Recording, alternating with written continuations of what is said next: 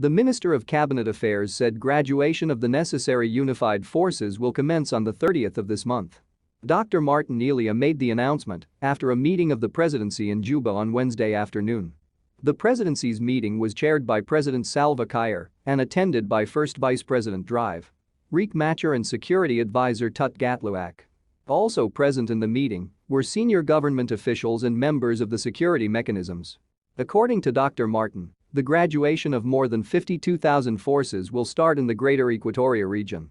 There are some 26,508 forces of the mixture of the Army, National Security, and Police in 9 centers in Greater Equatoria. They are ready for graduation, so in about 20 days' time we will have the forces paraded and graduated as per our roadmap, he announced.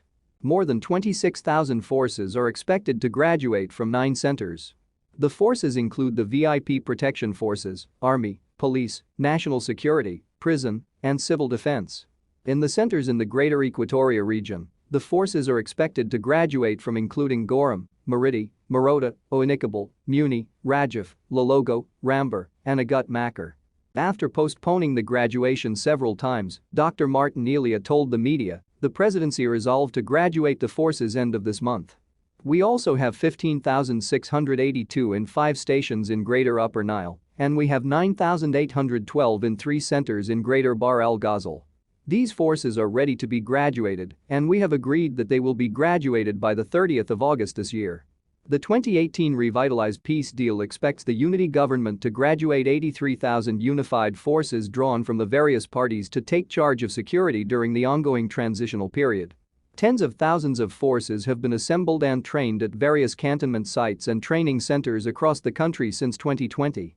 Dozens of trainees are reported to have died of starvation and sickness in cantonment and training sites as they awaited the graduation that never comes.